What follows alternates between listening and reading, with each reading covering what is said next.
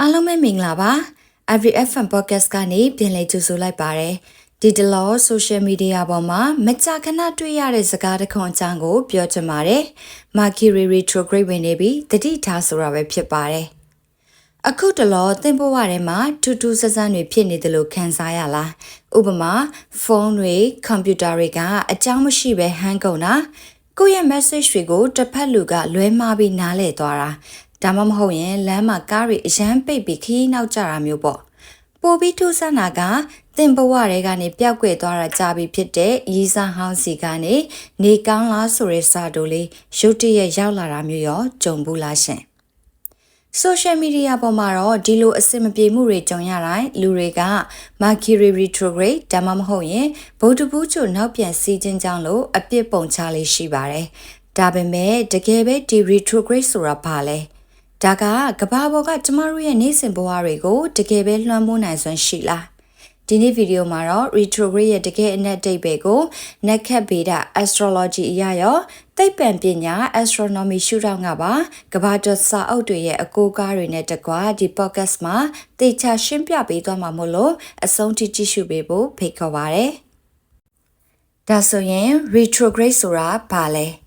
retrograde ဆိုတဲ့စကားက Latin ဘာသာစကားကနေဆင်းသက်လာတာဖြစ်ပြီးတော့နောက်ပြန်ရွေ့လျားခြင်းလို့အဓိပ္ပာယ်ရပါတယ်။ပထမဆုံးအနေနဲ့ retrograde ရဲ့တကယ့်သိပ္ပံနည်းကျအဓိပ္ပာယ်ကိုအရင်ကြည့်ရအောင်။ retrograde ရဲ့အရှိက apparent retrograde motion လို့ခေါ်ပြီးတော့မြန်မာလိုတော့ဂျိုနောက်ပြန်သွားခြင်းပေါ့။ဒါဆိုရင်အဲ့ဒီဂျိုတွေကစัจ java လာထဲမှာတကယ်ပဲ break အုပ်ပြီးနောက်ပြန်မောင်းနေကြတာလား။အဖြေကတော့လုံးဝမဟုတ်ပါဘူးဒါကစัจ java လာကကျမတို့ကိုပြသလိုက်တဲ့မျက်လှည့်တစ်ခုဒါမှမဟုတ်ရင်အမြင်အာရုံလှည့်စားမှု optical illusion သာဖြစ်ပါတယ်ဒါပေမဲ့ astronomy အရပြောရရင်ဂျိုတွေကတကယ်နောက်ပြန်မသွားပါဘူးဂျိုတွေကသူတို့ရဲ့ပုံမှန်အတိုင်းပဲရှေ့ကိုဆက်သွားနေတာပါကဘာနဲ့တခြားဂျိုတွေကနေကိုလှက်ပတ်တဲ့အရှိန်မတူတဲ့လမ်းကြောင်းတွေကြောင့်ကဘာပေါ်ကနေကြည့်တဲ့အခါဂျိုတစ်လုံးကခဏတာနောက်ပြန်ရွှေ့နေတယ်လို့မြင်ရတာပါနားလည်လွယ်အောင်ဥပမာတစ်ခုပေးပါရစေသင်ကအရှိန်အလွန်မြန်တဲ့ကားတစ်စီးပေါ်မှာလိုက်ပါလာပြီးတော့ဘေးကလမ်းကျောမှာတော့သင်ထက်အရှိန်နေတဲ့အခြားကားတစ်စီးရှိနေတယ်ဆိုပါစို့သင်ကားကအရှိန်မြင့်ပြီးတော့အဲ့ဒီကားကိုကြော်တက်သွားတဲ့စက္ကန့်ပိုင်းမှာသင်မျက်လုံးထဲမှာဘေးကကားကနောက်ပြန်ဆုတ်သွားသလိုမျိုးမြင်လိုက်ရတယ်မလားအတိအကျပါပဲကဘာကနေကိုပတ်တဲ့ပတ်လန်းကတခြားဂျိုတွေနဲ့မတူပါဘူးအရှိန်မတူတဲ့ကဘာကအခြားဂျိုတစ်ခုကိုကြော်တက်သွားတဲ့အခါမျိုးမှာကဘာကနေကြည့်လိုက်ရင်အဲ့ဒီဂျိုကြီးနောက်ပြန်ဆုတ်သွားသလိုမျိုးမြင်ရတာဖြစ်ပါတယ်ဒါကိုပဲသိပ္ပံပညာအရာ retrograde motion လို့ခေါ်တာပါတကယ်တော့သူကနောက်ပြန်မောင်းနေတာမဟုတ်ပါဘူးကိုကပုံမြန်နေလို့လည်းဖြစ်ပါတယ် retrograde ကိုလည်းအဲ့လိုပဲနားလည်လို့ရပါတယ်ဘေးရင်းပညာရှင်တွေကတော့ဒါကိုဘဝရဲ့အရှိန်ကိုခိတ္တရှော့ချဖို့အစီအစဉ်သစ်တွေကိုခိတ္တရပ်ဆိုင်းထားဖို့နဲ့မိမိရဲ့အတွင်းစိတ်ကိုပြန်လည်သုံးသပ်ဖို့အတိတ်ကိုပြန်လည်ဆန်းစစ်ဖို့နဲ့ပြန်လည်တွေးတောပြင်ဆင်ဖို့အတွက်စัจ java လာကပေးတဲ့သတိပေးချက်တစ်ခုအနေနဲ့သတ်မှတ်ကြပါတယ်ဒုတိယမေးခွန်းကတော့ retrograde ဆိုတာ Mercury တစ်ခုတည်းပဲရှိတာလားမဟုတ်ပါဘူးရှင်ကဘာကလွဲလို့ကျမတို့နေအဖွဲ့အစည်းတွေကဂျိုအားလုံးက retrograde ဖြစ်ကြပါတယ်ဒါပေမဲ့ဘာလို့ Mercury ကပဲအမြဲတမ်းကြီးနေရတာလဲဆိုတော့အဓိကက Mercury ကနေနဲ့အနည်းဆုံးမို့လို့သူ့ရဲ့ပတ်လန်းကတူပါတယ်ဒါကြောင့်သူကတစ်နှစ်ကို3ချိန်ကနေ4ချိန်အထိအကျဉ်းရအများဆုံးနောက်ပြန်စီးတက်ပြီးတော့တစ်ခါဖြစ်ရင်3ပတ်ခန့်ကြာတတ်ပါတယ်တခြားဂျိုတွေကတော့နှစ်အလိုက်မှတစ်ချိန်ပဲဖြစ်တာပါဒါဆိုတခြားဂျိုတွေ retrograde ဖြစ်ရင်ဘာတွေဖြစ်မလဲဥပမာ Venus တောက်ကြဂျို retrograde ပေါ့ Venus ကအလှအပအချစ်ရင်းနဲ့ငွေကြေးကိုစိုးမိုးပါတယ်သူနောက်ပြန်စီးတဲ့18လမှာတစ်ချိန်ကာလမှာတော့အချစ်ရင်းမှာစိတ်ကောက်စရာတွေများတတ်သလိုရီးစားဟောင်းတွေလည်းအဆက်အသွယ်ပြန်လောက်လာတတ်ပါတယ်နောက်တစ်ခုကတော့ Mars အင်္ဂါဂျို retrograde ပေါ့သူကတော့2နှစ်မှာတစ်ချိန်ပဲဖြစ်ပြီးတော့2လခွဲကြာတတ်ပါတယ်သူကစွမ်းအင်ရီမန်းချက်နဲ့ဒေါသကိုကုစားပြုတဲ့အတွက်ဒီကာလမှာလူတွေကဘန်းနောက်ဖြစ်တာအလုပ်တွေရုတ်တရက်ရှေ့မဆက်နိုင်ပဲလဲနေတာမျိုးကြုံရတတ်ပါတယ် ဘေးပညာရှင်တွေက retrograde ကိုအဓိကအမျိုးအစား2မျိုးခွဲခြားထားပါတယ်။ပထမတစ်မျိုးကတော့ transit လက်ရှိကောင်းကင်ယံမှာခေတ္တဖြစ်ပေါ်နေတဲ့ဂျိုးသွားလာတွေနဲ့နောက်တစ်ခုကတော့ natal placement လို့ခေါ်တဲ့သင်မွေးဖွားချိန်မှာရှိနေခဲ့တဲ့ဂျိုးအနေထားတို့ပဲဖြစ်ပါတယ်။အဲ့တော့ပထမအဆုံးဖြစ်တဲ့ retrograde transit လက်ရှိဖြစ်ပေါ်နေတဲ့အခြေအနေအကြောင်းကိုအနည်းငယ်ရှင်းပြပေးပါမယ်။ကောင်းကင်ယံမှာဂျိုတလုံး retrograde ဖြစ်နေပြီဆိုရင်အဲ့ဒီဂျိုကပုံမှန်အားဖြင့်ပေးစွမ်းလေးရှိတဲ့စွမ်းအင်တွေကပြောင်းပြန်ဖြစ်သွားတတ်ပါတယ်။ဥပမာ Mercury ဖြစ်ပြီဆိုပါစို့လူသိအများဆုံး retrograde ဖြစ်ပြီးတော့ဆက်သွယ်ရေးခရီးသွားလာမှုနဲ့နည်းပညာတွေကိုစိုးမိုးပါတယ်။ဒီကာလမှာစကားပြောလွဲမှားတာလေရင်ခီးစီတွေနောက်ကျတာနဲ့နီးပညာဆိုင်ရာအဆင်မပြေမှုတွေကိုဖြစ်စေတတ်ပါတယ်။ဒါပေမဲ့စာမှုတွေပြန်လဲတီးဖြတ်ဖို့နေ့စဉ်မှတ်တမ်းကြားနဲ့ရေးဖို့နဲ့မိတ်ဆွေဟောင်းတွေနဲ့ပြန်လဲအဆက်အသွယ်ရဖို့အတွက်ကတော့အကောင်းဆုံးအချိန်ပဲဖြစ်ပါတယ်။နောက်တစ်ခုက Venus တောက်ကြကြို retrograde ဖြစ်တဲ့အခါဘာတွေဖြစ်မလဲ။တောက်ကြကြိုကအချစ်ရေးအလှအပနဲ့ငွေကြေးကိုစိုးမိုးပါတယ်။ဒီအချိန်ကအချစ်ရေးရဲ့အခြေအနေတွေကိုပြန်လဲစမ်းစစ်ဖို့ကိုယ့်ရဲ့ budget ငွေကြေးတွေကိုပြန်လဲတွက်ချက်ဖို့ဒါမှမဟုတ်ရင်အတိတ်ကအချစ်ဟောင်းတွေကိုပြန်လဲသုံးသပ်ဖို့အချိန်ပဲဖြစ်ပါတယ်။နောက်တစ်ခုကတော့ Mars အင်္ဂါဂြိုလ်ပဲဖြစ်ပါတယ်။ Mars retrograde ကတော့လှုပ်ဆောင်ချက်တက်ကြွမှုနဲ့ဒေါသတို့ကိုစိုးမိုးပါတယ်။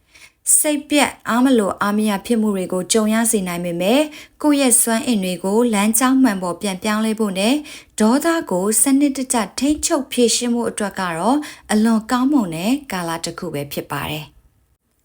နောက်တခြား outer planets တွေအပြင်မဲ့ဂျိုကြီးတွေပေါ့နော် Jupiter တို့စနေဂျိုတို့အဲ့လိုဂျိုကြီးတွေနောက်ပြန်စီးတာကတော့တစ်ခါဖြစ်ရင်လာပေါင်းများစွာကြာတက်ပြီးတော့ကိုယ့်ရဲ့အတွင်းစိတ်ပိုင်းဆိုင်ရာကြီးထွားမှုကိုယ်ပိုင်ယုံကြည်ချက်တွေကိုပြန်လည်ပြုပြင်တင်ဆောင်မှုနဲ့ကံကြမ္မာအပြောင်းလဲဒီ karmic cycle တွေကိုပြန်လည်ဖြည့်ရှင်းရမယ်အချိန်တွေကိုရည်ညွှန်းထားခြင်းဖြစ်ပါတယ်။နောက်ထပ်နံပါတ်2အမျိုးအစားဖြစ်တဲ့ natal retrogradeသင်ရဲ့မွေးဖွားမှုစာတာခွင်တွေကဂျိုအနေထားတွေနဲ့ပတ်သက်ပြီးတော့အနည်းငယ်ရှင်းပြပေးကြပါမယ်။အကယ်၍သင်မွေးဖွားချိန်မှာဂျိုတစ်လုံးက retrograde ဖြစ်နေခဲ့မယ်ဆိုရင်အဲ့ဒီဂျိုရဲ့စွမ်းအင်ကိုသင်အနေနဲ့အတွင်းစိတ်ထဲမှာထူးထူးခြားခြားခံစားရလိမ့်မယ်လို့ဗေဒပညာရှင်တွေကယုံကြည်ကြပါတယ်။အဲ့ဒီဂျိုရဲ့ထူးခြားတဲ့ဇယိုက်လက္ခဏာတွေကိုအပြင်ဘက်ကိုထုတ်ဖော်ပြသမယ့်အစားကိုယ့်ရဲ့အတွင်းစိတ်ထဲမှာပဲတိတ်တိတ်ဆိတ်လှုပ်ဆောင်တတ်ပြီးအပြင်ကိုထုတ်ပြောဖို့တွန်းဆုံနေတတ်တာမျိုးဒါမှမဟုတ်ရင်စိတ်အာရုံခံစားမှု intuition နဲ့မှပဲနက်နက်ရှိုင်းရှိုင်းခံစားနေတတ်တာမျိုးဖြစ်ပါတယ်။ဥပမာအားဖြင့်မိမိရဲ့မွေးဖွားမှုစာတာခွင်ဒီ budget ထဲမှာ Mercury retrograde ပါလာတဲ့လူတစ်ယောက်ကစကားမပြောခင်မှာအတွေးတွေကိုတိတ်တဆိတ်တေချအရင်စီစစ်တွေးတောတတ်ကြတာကြောင့်အလွန်နက်နက်ရှိုင်းရှိုင်းတွေးခေါ်နိုင်သူဒါမှမဟုတ်ရင်ထူးချွန်တဲ့စာရေးဆရာတူဖြစ်လာနိုင်ပါတယ်။သိပ္ပံပညာရှင်တွေကတော့ Mercury retrograde ကလူတွေရဲ့ကံကြမ္မာကိုတက်ရောက်တယ်ဆိုတဲ့အထောက်အထားကိုမတွေ့ရသေးဘူးလို့ပြောပါတယ်။နက်ခတ်ဗေဒင်လောကမှာအလွန်ကြော်ကြားတဲ့စာရေးဆရာမကြီး Erin Sullivan ရေးသားတဲ့ Retrograde Planets Traversing the Inner Landscape ဆိုတဲ့စာအုပ်ထဲမှာတော့ retrograde ဆိုတာအပြင်ပန်းအနှောက်အယှက်တွေထက်ကိုယ့်ရဲ့အတွင်းစိတ် inner landscape ကိုပြန်လည်ဆန်းစစ်ရမယ့်ကာလလို့ဆိုထားပါတယ်။နောက်ထပ် spiritual ပိုင်းဆိုင်ရာမှာအရန်နာမည်ကြီးတဲ့စာရေးဆရာကြီးဖြစ်တဲ့ Robin Sacrifice ကလည်းသူ့ရဲ့စာအုပ်တွေထဲမှာ retrograde ကိုကန်ဆိုးတဲ့ကာလလို့မသတ်မှတ်ပဲနဲ့စัจ java လာကကျမတို့ကို review လုပ်ဖို့ပေးလိုက်တဲ့အချိန်လို့တင်စားထားပါတယ်။ဒါကြောင့်ဒီကာလမှာ re နဲ့စတဲ့စကားလုံး၃လုံးကိုအသုံးချဖို့အကြံပြုထားပါတယ်။ပထမတစ်ခုကတော့ reflect ပါ။ကိုယ့်ရဲ့ဘဝရှိမှန်းချက်တွေကိုပြန်လည်ဆင်ခြင်သုံးသပ်ပါ။ဒုတိယကတော့ review ပါ။ကိုလုပ်နေတဲ့အလုပ်တွေစာချုပ်တွေဆက်သွယ်ရေးတွေကိုအမှားအယွင်းမရှိအောင်ပြန်လည်စစ်ဆေးပါ။တတိယကတော့ rest ပါ။အတင်းတိုးဝှေ့လုံးမနေပဲစိတ်အပန်းဖြေအနားယူဖို့ဖြစ်ပါတယ်။ astronomy အရတော့ retrograde ကမျက်စိနဲ့မြင်ရတဲ့လှုပ်ရှားမှုအမြင်ပဲဖြစ်ပါတယ်။ဂျိုကနောက်ပြန်သွားတာမဟုတ်ပါဘူး။ဒါဆိုဘာလို့လူတွေကယုံကြည်ကြတာလဲ။ဒါကစိတ်ပညာမှာ confirmation bias လို့ခေါ်တဲ့အယူအဆတစ်ခုရှိပါတယ်။ ဥပမာ Mercury retrograde ဆိုတာကိုကြားထားတဲ့သူတစ်ယောက်ကဖုန်းပြတ်သွားပြီဆိုရင်တော့ဟုတ်သားပဲဒါက Mercury retrograde ကြောင့်လို့ထင်မယ်ဒါပေမဲ့ဖုန်းမပြတ်တဲ့ရက်တွေကိုတော့သတိမထားမိတော့ပါဘူးဒါကလူအုံနောက်ရဲ့သဘာဝတစ်ခုပဲဖြစ်ပါတယ်ဒီတော့ဒီအယူဆတွေကိုယုံကြည်သင့်သလားဒီမေးခွန်းအတွက်အဖြေကတော့ကိုယ်ပိုင်ယုံကြည်ချက်ပေါ်မှာပဲမူတည်ပါတယ်astrology ကိုယုံကြည်တဲ့သူတွေအတွက် Mercury retrograde ကအရေးကြီးတဲ့ကာလတစ်ခုဖြစ်နိုင်ပါတယ်။ဒါပေမဲ့သိပ္ပံပညာအရတော့အဲ့ဒီကာလကလူတိုင်းကိုကန်ဆိုးစေတယ်ဆိုတဲ့သက်သေမရှိသေးပါဘူး။အကောင်းဆုံးကတော့ဘယ်ကာလပဲဖြစ်ဖြစ်စာချုပ်ချုပ်မယ်ဆိုရင်စာချုပ်ကိုတိကျဖတ်ပါစစ်ပါကားမောင်းရင်ဂရုစိုက်ပါ message မပို့ခင်နှက်ခါစစ်ပါtechnology ကို backup လုပ်ထားပါဒီလိုအလေးအကျင့်က Mercury retrograde ရှိမရှိအသုံးဝင်ပါတယ်ဒီနေ့တော့ retrograde ဆိုတာဘာလဲ Mercury retrograde ကို astrology နဲ့ astronomy ရှုထောင့်နှစ်ခုကနေကြည့်ခဲ့ကြပါတယ်ယုံကြည်မှုဆိုတာလူတိုင်းရဲ့ကိုယ်ပိုင်ရွေးချယ်မှုပါ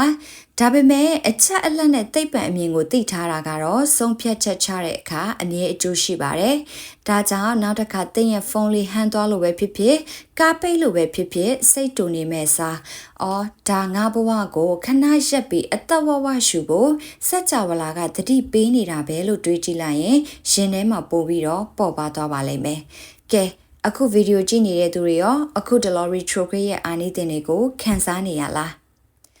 Arvi ရဲ့ဒီ podcast လေးကိုသဘောကျတယ်ဆိုလို့ရှိရင် Arvi ရဲ့ channel လေးကို like and subscribe လေးလုပ်ပေးဖို့မမေ့ပါနဲ့နော်နောက်ထပ် episode တွေမှာလည်းစိတ်ဝင်စားစရာအကြောင်းအရာတွေကိုဆက်လက်တင်ဆက်သွားမှာပါကျေးဇူးတင်ပါတယ်နောက်တစ်ခါ IVFM podcast မှာပြန်လည်ဆုံတွေ့ကြပါစို့နော်